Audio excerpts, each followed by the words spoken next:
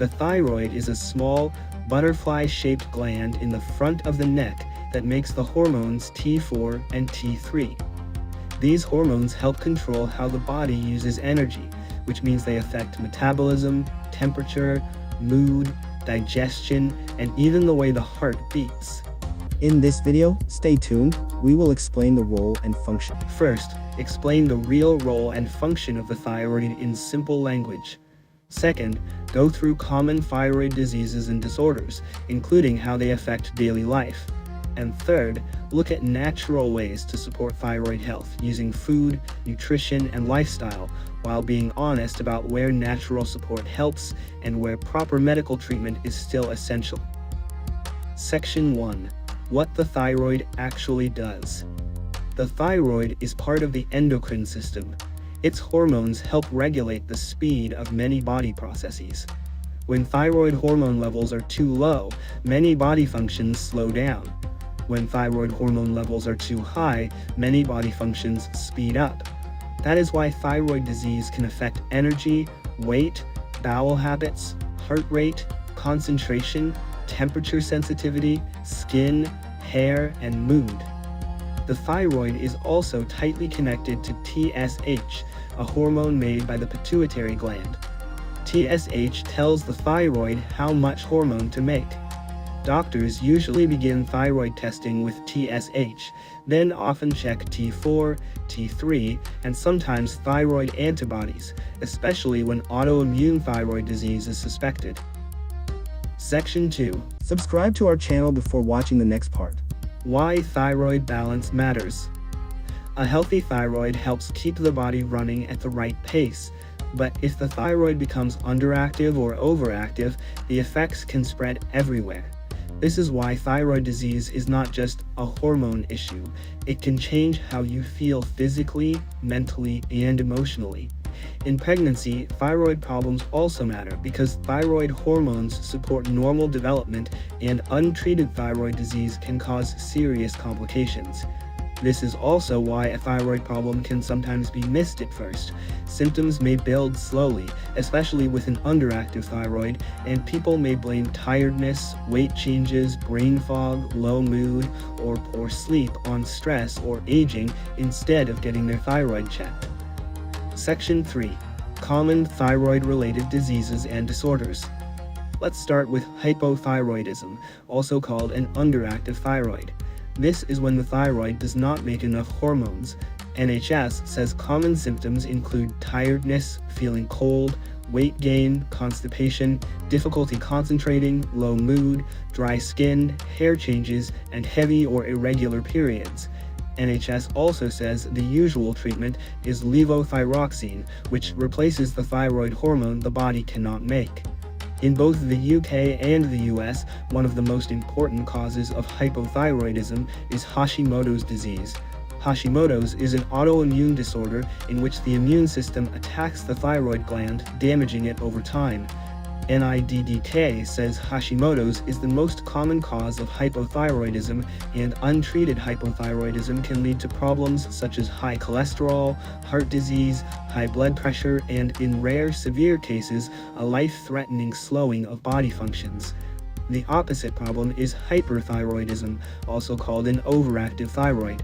This is when the thyroid makes too much hormone.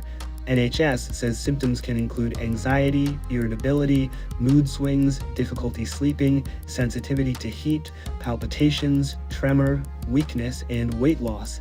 NHS also says main treatments include medicine, radioiodine treatment, and surgery, depending on the cause and the person. The most common cause of hyperthyroidism is Graves' disease, another autoimmune disorder. NIDDK says Graves' disease happens when the immune system attacks the thyroid and causes it to make too much hormone. It can also affect the eyes. More than 1 in 3 people with Graves' disease develop eye disease, with symptoms such as bulging eyes, irritation, light sensitivity, pressure, or double vision. Another common thyroid problem is a goiter, which is simply an enlarged thyroid. NHS says a goiter is a swelling at the front of the neck caused by a swollen thyroid. It is often not serious, but it should still be checked. Goiters can happen with both underactive and overactive thyroid disease, and they can also appear when the body is trying to trap more iodine. Then there are thyroid nodules, which are lumps within the thyroid. NIDDK says thyroid nodules are common, and overactive nodules can sometimes make too much hormone. Most nodules are not cancer, but some need ultrasound and sometimes biopsy to see if they are more likely to be cancerous. And finally, there is thyroid cancer. The National Cancer Institute says thyroid nodules are common, but usually not cancer, and signs of thyroid cancer can include a lump in the neck, trouble breathing, trouble swallowing, pain when swallowing, or hoarseness. So the message here is simple. If you notice a persistent lump or swelling in the neck, do not ignore it. Section 4. Natural healing support for the thyroid. So what does natural support for the thyroid actually look like when we strip away the hype? First, it means getting enough iodine but not overdoing it. Iodine is an essential part of thyroid hormone. The NIH Office of Dietary Supplements says iodine is found in foods such as fish, seaweed, shrimp and other seafood, dairy products, eggs, and iodized salt. Without enough iodine, the thyroid can struggle to make enough hormone, and iodine deficiency can lead to goiter. Second, it means getting enough selenium.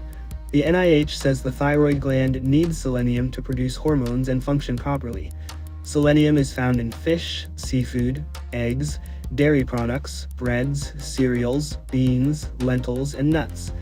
This is where a thyroid video can mention a very specific nut, Brazil nuts. They are extremely high in selenium, but the NIH also warns that too many can push you over the safe upper limit.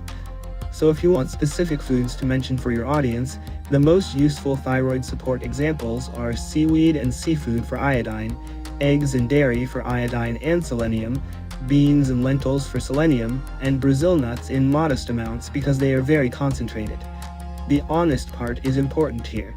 There is no fruit, vegetable, herb, or nut that cures hypothyroidism or hyperthyroidism on its own. Natural support helps the environment around the thyroid, but it does not replace proper diagnosis or medication when they are needed. This is especially important because supplement culture often gets thyroid health wrong. Too little iodine is a problem, but too much iodine can also be a problem. Too little selenium is a problem, but too much selenium can cause nausea, diarrhea, brittle hair or nails, metallic taste, fatigue, and more serious complications. So thyroid support is about balance, not megadosing. For Hashimoto's, natural support means eating well, correcting nutrient deficiencies if they exist, and working with proper medical treatment when thyroid hormone falls too low. For hyperthyroidism and Graves', natural support might help overall well-being, but it does not replace anti-thyroid medicine, radioiodine, or surgery when those are needed.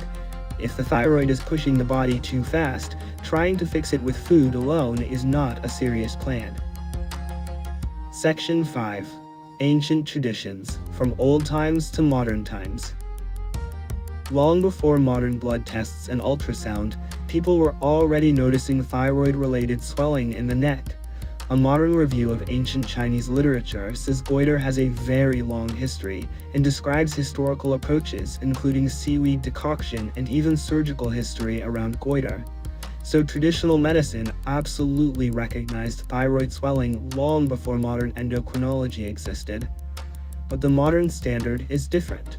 The World Health Organization's 2025-2034 traditional medicine strategy says traditional, complementary, and integrative medicine should be integrated in ways that are evidence-based, safe, culturally respectful, and properly regulated. That is the right attitude for thyroid health. Respect the history, but test the claims. And when researchers have looked at some traditional herbal approaches for thyroid nodules or hyperthyroidism, the evidence has generally been low quality or inconclusive. A systematic review of Chinese herbal medicines for benign thyroid nodules found no firm evidence to support or refute their use, and an older review on hyperthyroidism concluded that no single preparation could be recommended because of weak trial quality. So the mature message is this. Ancient systems were often right to notice the thyroid matters, but modern treatment still needs modern evidence. The best place where old wisdom and modern medicine meet is in the basics: whole food nutrition, respect for symptoms, and careful diagnosis instead of guessing. So let's bring this together. The thyroid may be small, but it influences the speed of almost every major process in the body. When it is underactive, the body slows down. When it is overactive, the body speeds up. Common thyroid problems include hypothyroidism, Hashimoto's disease, hyperthyroidism, Graves' disease, goiter, nodules, and thyroid cancer. And the natural support is not mysterious. It is usually the simple things people ignore. Enough iodine, enough selenium, a balanced diet, not overusing supplements, and getting symptoms checked early. It is knowing that seaweed and seafood can provide iodine, that eggs, dairy, beans, lentils, and nuts can help with selenium, and that Brazil nuts are useful but easy to overdo. That is the real lesson of natural healing for the thyroid. Support the body wisely, but do not let the word natural replace diagnosis. If you have a neck swelling, persistent fatigue, unexplained weight change, palpitations, tremor, or a feeling that your body speed has changed, it is worth getting your thyroid checked.